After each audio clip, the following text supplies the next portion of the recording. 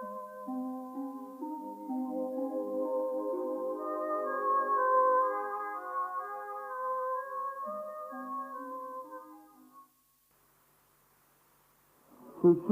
महापूर्णमदेव देवम्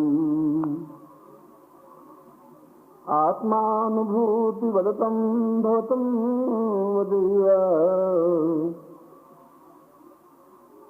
सर्वत्र सिद्धिं भवतां शरण्यम्। ये श्लोक नानक सिंहारी ने लिखा है और यह श्लोक पिछले 500 वर्षों में भी नहीं लिखा गया है। यह श्लोक तो ब्रह्मोपनिषद का है। उसमें जब सिंधु नदी के किनारे आर्य और आर्यों की कोई जाति नहीं थी, न वो हिंदू थे, न मुसलमान थे, न सिख थे, न ईसाई थे, न क्रिश्चियन थे। आर्य केवल आर्य थे। केवल दो जाति थी, आर्य और दक्षिण में रहने वाले द्रविड़। विंध्याचल के उस पार रहने वाले सारे द्रविड़ थे और इस पार रहने वाले सब आर्य थे। मुसलमान धर्म तो मोहम्मद साहब आज से 500 साल पहले पैदा हुए, 2500 साल पैदा हुए तब शुरू हुआ, या 2000 साल पहले ईसा मसीह पैदा हुए तब ईसाई धर्म शुरू हुआ। उसमें आर्यों ने जब ऋग्वेद की रचना प्रारंभ की तो साथ ही साथ ब्रह्मोपनिषद की भी रचना की। ऋग्वेद को समझने के लिए जिस उपनिषद की रचना की गई उसको ब्रह्मोपनिषद कहते हैं, क्योंकि ऋग्वेद अपने आप में अत्यंत कठिन और जटिल सूत्र थे। उन सूत्रों को उनके आने वाली पीढ़ी समझने नहीं लगी तो उनकी सरल व्याख्या सरल हिंदी की सरल भाषा में समझाया। उस सरल भाषा में समझाने को ब्रह्मोपनिषद कहा गया। दूसरे तरीके से कहा जाए तो ब्रह्मोपनिषद अपने आप में ऋग्वेद का हिंदी रूपांतरण है या सरल संस्करण है या सरल रूपांतरण है। तो यह श्लोक ब्रह्मोपनिषद का है। और यदि उन्होंने इस श्लोक में कोई बात कही गई है तो सार गर्भित है, सारगम्य है, छिछले स्तर की नहीं। बहुत गहराई के साथ उन्होंने उस ब्रह्मत्व को प्राप्त करके और भूत भविष्य और वर्तमान को पहचान कर उन्होंने जो कुछ लिखा वो हजारों साल बीतने के बाद भी उतना ही प्रामाणिक और सत्य है जितना उस समय सत्य था। इस श्लोक में समझाया गया है कि मनुष्य पैदा होता है, यह कोई अपने आप में बहुत बड़ी घटना नहीं है, यह कोई नेशनल इवेंट नहीं है कि अमुक व्यक्ति पैदा हो गया। राष्ट्रीय स्तर की कोई बात नहीं है। और कोई भी महापुरुष पैदा हुआ तो राष्ट्रीय स्तर की बात नहीं हुई। चाहे बुद्ध पैदा हुए, चाहे महावीर पैदा हुए, चाहे ईसा मसीह पैदा हुए, जन्म के समय अपने आप में कोई महापुरुष नहीं थे। याद रखने योग्य नाम और अभी तक उनके नाम हवाओं में तैर रहे हैं, चाहे वो बुद्ध हो, चाहे महावीर हो, चाहे राम हो, चाहे कृष्ण हो, चाहे नानक हो, चाहे कबीर हो, चाहे तुलसी हो, चाहे सूर हो। इसलिए कि उन्होंने कुछ ऐसे कार्य किए जिसकी वजह से वे आज भी हमें स्मरण है। उनके बेटे पोते पोतियों की वजह से उनके नाम स्मरण नहीं है। यद्यपि उनके बेटे भी हुए, पोते भी हुए, पोतियां भी हुई। कभी के 4 पत्नियां थी और 13 बच्चे थे। और बुद्ध के भी राहुल नाम का पुत्र था, राम के भी लव कुश नाम के पुत्र थे। संतान तो हुई, मगर उसके बाद भी उनके नाम स्मरण है। इस श्लोक में इसी को व्याख्या की गई है कि जन्म से व्यक्ति अपने आप में कोई महान नहीं होता। यह तो एक संयोग है माँ बाप का और एक मनोरंजन के क्षणों में आपका जन्म हो गया। उसके लिए कोई प्लान नहीं था उनके मानस में। ऐसा नहीं था कि मैं एक योग्यतम पुत्र पैदा करूं, ऐसा भी कोई मानस में कोई बात नहीं थी।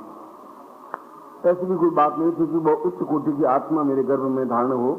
ऐसी भी उन्होंने कोई तपस्या नहीं की थी, कोई साधना नहीं की थी, कोई मंत्र जाप नहीं किया था।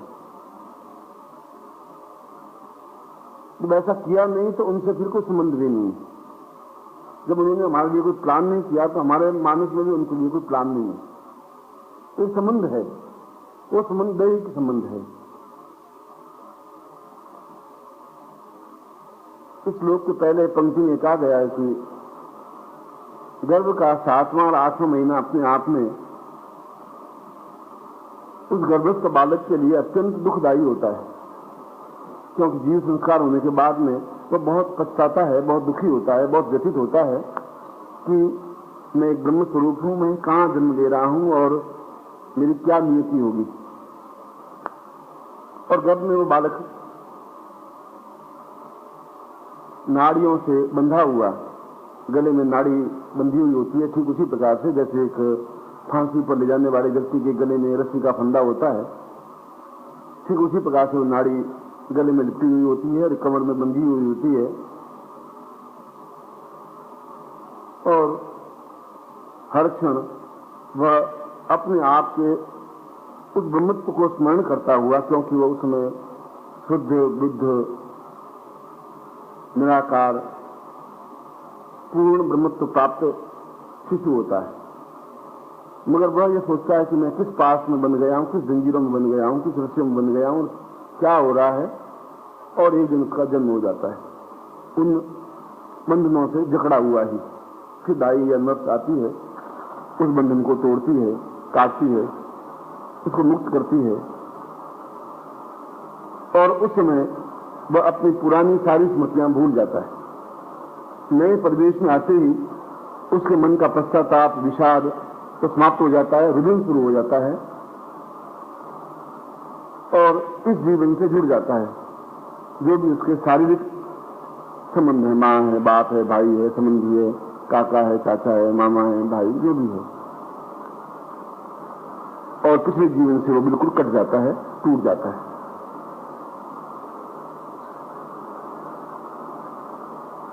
उसके बाद में वो बालक अग्रसर होता है और इस प्रकार के बालक को उपनिषदों में पशु कहा गया है।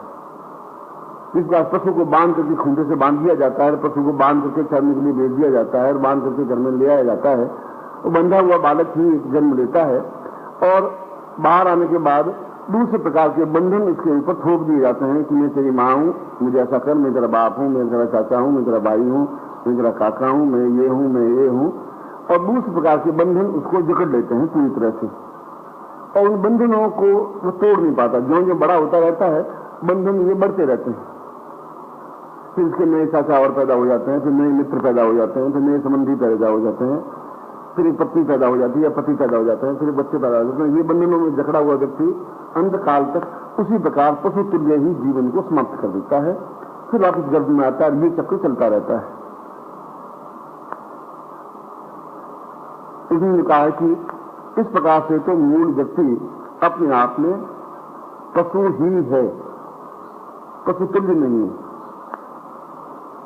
पशु को इतना तो सेंस होता ही है कि श्वान भी, कुत्ता भी, जो खाने का टाइम आ जाता है पूंछ हिलाने लग जाता है और हम उसको खाना दे देते हैं। गाय को हम जंगल में छोड़ देते हैं तो अपने आप घर पे आ जाती है, खूंटे पे बन जाती है। जब मालिक आता है तो कुत्ता उनके तलवे चाटने लग जाता है। ये कार्य तो वो भी करते हैं, ये कार्य हम भी करते हैं। इस पशुत्व से मुक्ति के लिए कि हम आगे चलकर के नानक बने या सूर बने या राम बने या कृष्ण बने या बुद्ध बने या महावीर बने या चैतन्य बने या ईसा बने या जतुष्ट बने, यह विवेक ज्ञान के माध्यम से आता है। इनको ज्ञान नेत्र कहा जाता है। ज्ञान का मतलब है कि जो मैं आपको बोल रहा हूं वो ज्ञान है। जो आपको जीभ काटने का तरीका सिखा रहा है वह भी ज्ञान है। जो किसी को मर्डर करने का ज्ञान सिखा रहा है वह भी ज्ञान है। उन 25 बिखरी हुई चीजों में से आपको किसको प्राप्त करना है वो आपका निर्णय है। उसमें आप निर्णय करें कि मुझे जीभ काटना सीखना है या चोरी करना सीखना है या झूठ बोलना सीखना है, क्या सीखना है क्योंकि ये चीजें तो स्वतः ही आप सीखते रहते हैं। इसके लिए कोई स्कूल या पाठशाला या और कोई वस्तु नहीं है।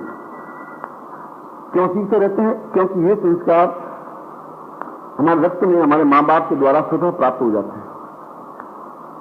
इन अणुओं का जो संघटक होता है उससे झूठ बोलना है, छल करना या असत्य बोलना या विचार करना, ये सारी क्रियाएं तुम्हारे पास कहीं से प्राप्त नहीं हुई थी, तुमने कोई स्कूल में पढ़ी भी नहीं थी, मगर स्वतः ही तुम्हारे मन में ये भावना पैदा हो जाती है। 3 साल का बालक भी चोरी करने लग जाता है, 5 साल का बालक भी झूठ बोलने लग जाता है, 5 साल का बालक भी गंदी गंदी गालियां फिल्मी गाने गाने लग जाता है। और माँ बाप बहुत खुश होते हैं कि लड़का 4 साल का मेरा टुल्लू है, बहुत अच्छा फिल्मी गाना गा लेता है। बच्चे वो गाना गाना जरा, तो बच्चा वो गाने गाने लगा, माँ बाप बहुत खुश होते हैं। ये एहसास करवाते हैं कि बच्चा कितना होनहार है कि लेटेस्ट सारे गाने इसको मौखिक याद है।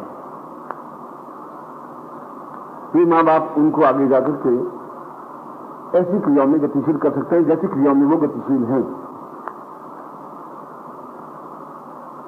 और ऐसी क्रियाओं में गतिशील व्यक्ति जीवन भर उस आनंद को प्राप्त नहीं कर सकता जो आनंद स्वाध्याय का है, अध्ययन का है, आध्यात्मिकता का है, चेतना का है।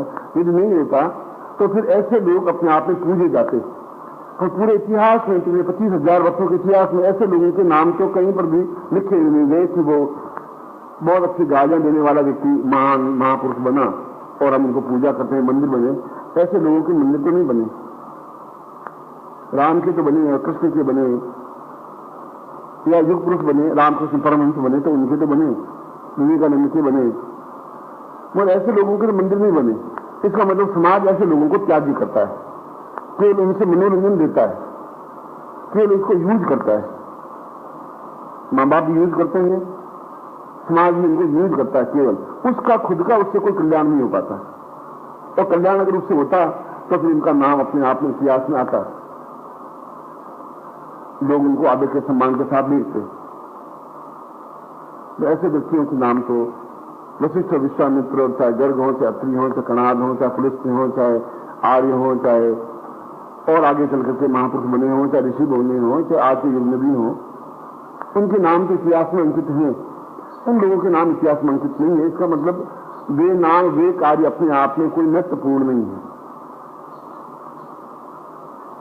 इसके लिए आपके खुद के मानस को, मन को कन्वर्ट करना पड़ेगा, आपको कन्वर्ट करना पड़ेगा, क्योंकि आपके पास जो रक्त है वो तो एक प्राप्त रक्त है, दूसरों से उधार लिया हुआ रक्त है, दूसरों से उधार लिया हुआ शरीर है, और वह भी एक मनोरंजन के निमित्त ये शरीर का निर्माण हुआ है। इसीलिए आज के युग में उच्च कोटि के स्वाध्याय व्यक्ति और उच्च कोटि के व्यक्तित्व या उच्च कोटि के ऋषि पैदा नहीं होते। इसके पीछे कारण यही है।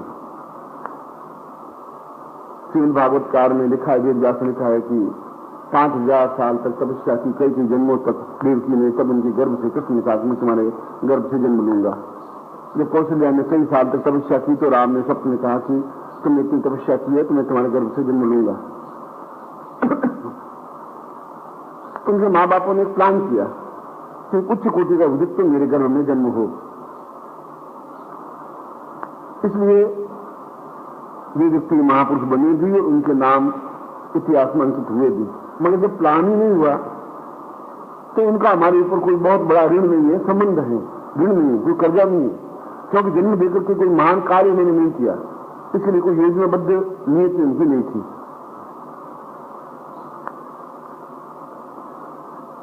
और स्वार्थ की वजह से वे अपनी तरफ उस व्यक्ति को खींचने का प्रयत्न करते हैं, क्योंकि मालिक भी गाय को अपनी तरफ खींचेगा और कुत्ते को भी अपनी तरफ खींचेगा, उसको रोटी देगा, दूध पिलाएगा, जो कुछ करेगा। मगर ये कन्वर्सन है, जो चेंज है, वो फिर आपके मानस में आएगा। ये मानस ज्ञान के माध्यम से होगा, और ज्ञान कोई तपस्वी या साधु या गुरु नहीं दे सकता है। समाज का सड़क पे चलता हुआ व्यक्ति आपको ज्ञान नहीं दे सकता, जागरूकता सिखा सकता है, सड़क के बाई तरफ चलना चाहिए। और अगर मानो चोरी कर भी नहीं पता पड़ता है तो फिर क्या पड़ता है, कोई फर्क नहीं पड़ेगा। झूठ बोल जाओगे तो कौन से तुम उठा के तुम फेंक दिए जाओगे। वो वैसी चीजें सिखाता है, क्योंकि हर समाज का व्यक्ति उसी प्रकार का ही है। उस समाज की भीड़ का एक अंग बन जाना है तो अंग बन जाएंगे और मर जाएंगे, जिस प्रकार से मृत्यु को प्राप्त हुआ है। मगर तुम्हारा जीवन तुम्हारे हाथ में है और ये मनुष्य जीवन में तुम्हारे पास दोनों रास्ते हैं, देवत्व का भी है और राक्षसत्व का भी। राक्षस भी बन सकते हैं आप, देवता भी बन सकते हैं। देवता चाहे भी तो राक्षस नहीं बन सकते, राक्षस चाहे भी तो देवता नहीं बन सकते। मनुष्य दोनों तरफ जा सकता है। और जब भी ऐसे कोई विचार मन में आए तो समझ लीजिए कि मेरे माँ बाप का खून कैसा था। मैं इनको गाली नहीं दे रहा हूं, मैं बता रहा हूं कि आप खुद टेस्ट कर लें कि क्या था ऐसा, आपके मन में ये भावना आई कहां से, मन में कहां से प्रेरणा पैदा हुई, ऐसा चिंतन आपके मन में क्यों आया, जिसमें झूठ बोलने की आपके मन में चिंता क्यों पैदा हुई, छल करने की क्यों बात हुई, आलिश आपके शरीर में क्यों आया। तो उसमें आपके मन को टटोलने की जरूरत है। और ये मुझे कहां से प्राप्त हुआ, और यदि प्राप्त हुआ तो क्या मैं इसको बदल सकता हूं। और ये बदलने की क्रिया केवल ज्ञान के अध्ययन के, अध्ययन के, पुस्तकों के पठन से, अच्छे व्यक्तियों के सत्संग से और गुरु के माध्यम से प्राप्त हो सकता है। जब गुरु कह रहा हूं तो कोई नए गुरु नहीं, मैंने कल अपने चरण स्पर्श करवाया, पूरी को आज करवाए नहीं। अगर मुझे चरण स्पर्श करवाने में आनंद आता तो मेरे चरण आगे रखता, तो खड़ा नहीं रखता। वो मेरे जीवन का हेतु नहीं था। मैं तो आपको क्रिया सिखा रहा था कि ये क्रिया क्या है। क्योंकि हम 24 घंटों में आधे घंटे भी अगर हम बैठ करके और अपने दिन भर की पड़ी हुई मन पर धूल जो है, गंदगी जो है, उसको साफ कर ले आधे घंटे में भी, तो भी 23.5 घंटे ज्यादा शुद्ध रह सकते हैं। फिर वो बाहर जाती वो रेत तो पड़ने लगेगी मन पर, क्योंकि हम समाज से कट तो सकते नहीं। जहां भी जाएंगे आदमी झूठ बोलेगा, हमें भी थोड़ा सावधान रहना पड़ेगा उनके सामने। वो कहेगा कि लिफाफे 80 रुपए 100 है, हम कहेंगे वहां तो 50 रुपए तो मिल रहे हैं। वह झूठ नहीं है, ये व्यावहारिकता है, चतुराई है, क्योंकि युग ऐसा है। उसके अनुसार अपने आप को बनाना नहीं पड़ेगा। मगर इस प्रकार के धूल से धीरे धीरे हमारे चित्त में विकार पैदा होता ही है, गंदगी पैदा होती है, छल पैदा होता है। चाहे आंख में गंदगी आती है, चाहे मन में गंदगी आती है, और चाहे यहां आरती करते हैं उसमें आपके मतलब एक फॉर्मेलिटी होती है। तीनों क्रियाओं में ये समझिए कि मैं अभी पशु ही हूं। यदि आरती के समय आपको बिल्कुल आत्मा में शांति नहीं मिलती, पूरा ध्यान नहीं लगता, आनंद के साथ आप ताली बजा करके आरती नहीं करते, समझ लीजिए मैं अभी पशु ही हूं। केवल एक दबाव है, प्रेशर है, माँ बाप का प्रेशर था, गुरु का प्रेशर हो गया। और यदि ऐसा प्रेशर आप महसूस करते हैं तो मैं आज से इस कार्य को बंद कर सकता हूं। कोई इससे कोई जीवन में कोई बहुत बड़ा परिवर्तन नहीं होगा। और यदि जो कुछ रेत धूल उस शीशे पर पड़ी हुई हो, और दिन भर जैसे मुंह देखने का शीशा होता है तो श्यामलाल वो रोज शीशा साफ करता है, इसलिए साफ करता है कि मैं अपना चेहरा उसमें साफ देख सकूं। और यदि शीशा साफ नहीं करूं मैं तो मेरा चेहरा धुंधला दिखाई देने लगेगा, और 5-7 दिन के बाद में तो उस चेहरे पर इतनी हल्की हल्की रेत पर जम जाएगी कि मैं चेहरा साफ देख भी नहीं पाऊंगा। आपके मन पर भी ये रेत बराबर पड़ती ही रहती है बाहर की। तो रेत को साफ करने की ये क्रिया है जो आप मेरे सामने बैठे हुए हैं। और नित्य अगर उस मन को साफ करते रहेंगे तो आज नहीं तो 2 दिन बाद, 5 दिन बाद, 10 दिन बाद आपको एक आनंद आने लगेगा, एक उल्लास आएगा, एक मस्ती आएगी। दौड़ते हुए आप आएंगे कि चलो आरती में भाग देना है, तो बैठना है, क्योंकि वह हमारे मन को एक साफ करने की प्रक्रिया है। और दिन भर आप पहले की अपेक्षा ज्यादा शुद्ध भाव से इस जीवन को गतिशील कर सकेंगे। एक मन में आनंद और चेहरे पर एक उल्लास आ सकेगा, आंखों में चमक पैदा हो सकेगी, और चेहरे पर एक अलग सी आभा दिखाई देने लगेगी, अलग से एक ज्योति दिखाई देने लगेगी। आपकी बात को लोग मानने लगेंगे, एहसास करने लगेंगे। जितना ही ज्यादा पसंद है उसको उतना ज्यादा टाइम लगेगा। जिसके माँ बाप का खून जितना ही ज्यादा पवित्र था आपको उतना ही ज्यादा टाइम लगेगा। 7 दिन भी लग सकता है, 2 दिन भी लग सकते हैं। आप कितना कन्वर्ट होते हैं वो आप पे डिपेंड है। ये कोई जरूर नहीं है, ठेका नहीं है कि 6 महीने नहीं बदलेगा। हो सकता है 5 महीने बदल जाए, हो सकता है 6 महीने बदल जाए। उस उपनिषदकार ने कहा है कि यदि ऐसा नहीं होता तो व्यक्ति पशु पैदा होकर पशु तो देह मर जाता है, वह भी कोई घटना नहीं होती। ये पशु तो भी मर जाए तो भी नेचुरल इवेंट नहीं हुई, कोई घटना नहीं हुई। आप किसी के कोई आंखों में आंसू नहीं भिगोए किसी ने, 5-10-15 व्यक्ति लकड़ियां लेकर के संसार में गैर जला दिया, और नित्य हम देखते हैं इन घटनाओं को। यदि आपको कभी शमशान में जाके आप देख जाए तो हर 1 मिनट बाद लाश आती है और उसको गिराते हैं, बिजली के जो शवग्रह हुए। युधिष्ठिर यक्ष के पास में गया और यक्ष ने पूछा कि युधिष्ठिर, संसार का सबसे बड़ा आश्चर्य क्या है? तो युधिष्ठिर ने कहा कि आश्चर्य ये है कि संसार का सबसे बड़ा आश्चर्य यह है कि हम रोज देखते हैं कि आदमी, जवान आदमी और बुढ़े आदमी मर जाते हैं और शमशान में चले जाते हैं, समाप्त हो जाते हैं, और हम एक क्षण बाद वापिस साइकिल या कार लेकर निकल जाते हैं कि हमारा तो कुछ बिगड़ने का ही नहीं, हम थोड़ी मर सकेंगे, ये मर गया तो मर गया, और मर गया बहुत भी कोई घटना नहीं बनी क्योंकि हम एक पास में निकल गए। घटना कुछ ऐसी बने कि हम मरे और पूरा राष्ट्र आंखें भिगोए, हम मरे कम से कम 1 लाख लोगों की आंखों में आंसू आए, तो हमने उतनी उपलब्धि प्राप्त की, जो माँ बाप से कट करके उपलब्धि प्राप्त की वो हमने प्राप्त की कि हमारी वजह से लोगों की आंखों में आंसू आए, उदास हुए, चिंतित हुए, बेचैन हुए, परेशान हुए, घबराए, चिंतित हुए। ये हमारी उपलब्धि जीवन की रही। ऐसी उपलब्धि बुद्ध ने भी प्राप्त की जहां लाखों भिक्षुक सुबकने लगे थे। महावीर ने भी प्राप्त की जो आपसे ज्यादा राजा था।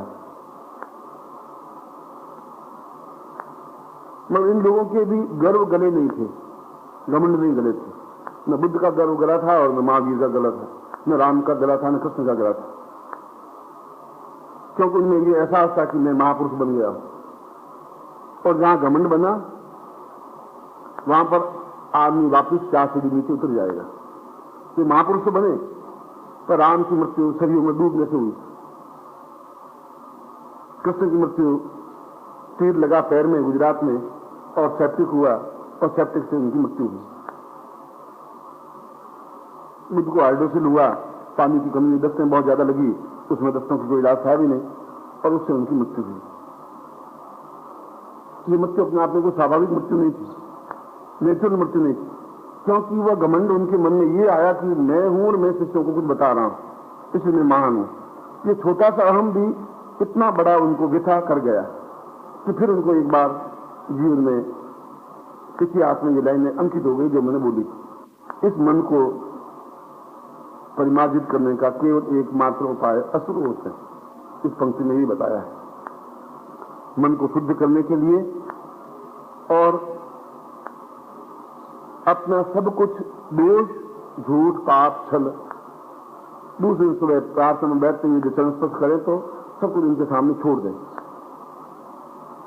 कि ये गलतियां मुझसे हुई हैं, कल मेरी आंख में विकार आया था, कल मैंने झूठ बोला था, और ये सब 1 मिनट वहां से खड़े होते समय और चरण स्पर्श करते समय उन विकारों को आप उनको समर्पित कर दें, तो फिर आपका चित्त फिर साफ हो जाएगा। एक बार दूसरी बात फिर उसकी गलती नहीं हो पाएगी।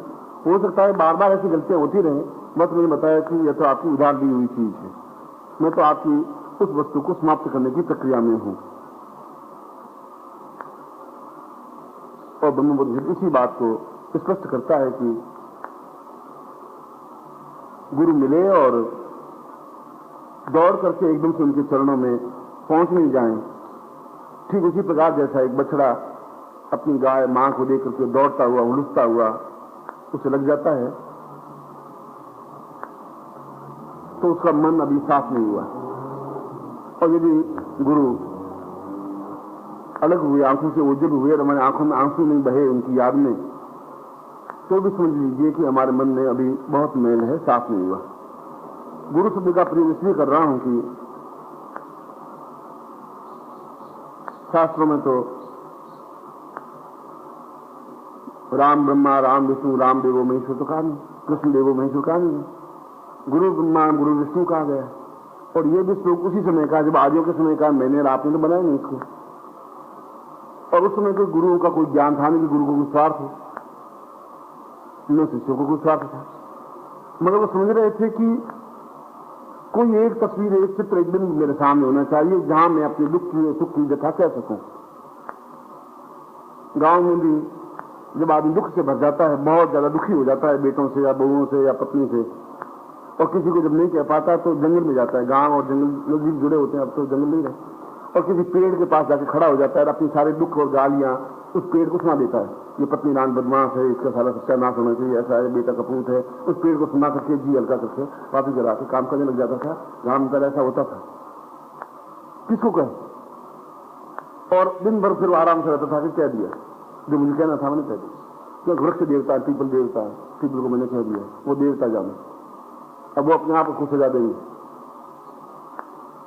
और तुम्हारे श्लोक में कहा गुरु साक्षात परब्रह्म, आप उनको अपनी बात कह दीजिए, मन से नहीं बता सके क्योंकि संकोच होता है कि क्या विकार किया, क्या झूठ बोला, क्या छल किया, क्या आलस्य किया। तो मन ही मन आपको समुचित कर दीजिए, जैसे उसने पेड़ में कहा, और आप वापिस शुद्ध चित्त निर्मल बन सकेंगे। और धीरे धीरे इतना जुड़ाव हो सकेगा कि आप बिना गुरु के नहीं रह पाएंगे और गुरु बिना आपके नहीं रह पाएगा। वन साइडेड पॉइंट नहीं है। गुरु भी आपको उतना ही स्मरण करे, आपके लिए आंख में आंसू भिगोए और आपके आंखों में भी आंसू हों, क्योंकि आंसू ही मन को साफ कर सकता है, हृदय को साफ कर सकता है, विकारों को साफ कर सकता है। और हमारी शुद्धता का सर्टिफिकेट केवल आंसू है। राक्षसों के आंसू नहीं आते। चक्कू मारने वाले, छुरी मारने वाले को पुलिस पीटती है, तभी उसके आंख में आंसू नहीं आते। तो सारा पीट ले, पहले पीट लिया तो क्या फर्क पड़ता है, मेरे क्यों फर्क नहीं पड़ेगा, छोड़ दे मुझे, तो मैं तो जवान दिखाऊंगा, वापिस चोरी करूंगा। आंसू उनके आते ही नहीं। आंसू तो तब आते हैं जब आदमी गदगद हो जाता है, जब बिल्कुल शुद्ध हो जाता है, निमंत्रित होता है, तो आंख में आंसू आते हैं। और आंसू नहीं आते हैं स्मरण से, याद से, तो समझ लीजिए कि अभी मैं शुद्ध नहीं बन पाया, अभी मेरे में विकार हैं। और विकारग्रस्त जीवन पशुतुल्य जीवन, विकार रहित जीवन अपने आप में उच्च कोटि का जीवन।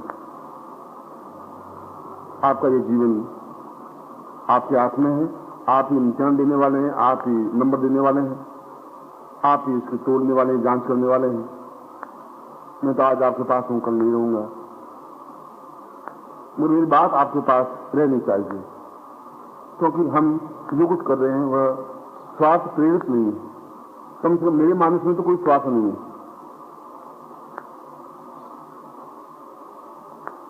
और रही बात तनाव की, तो एक मनुष्य शरीर को तो तनाव हो भी सकता है, मगर फिर भी रात्रि को जो जैसा काम करेगा वो ऐसा फल भोगेगा। मैं क्या कर सकता हूं, मैं समझा ही सकता हूं।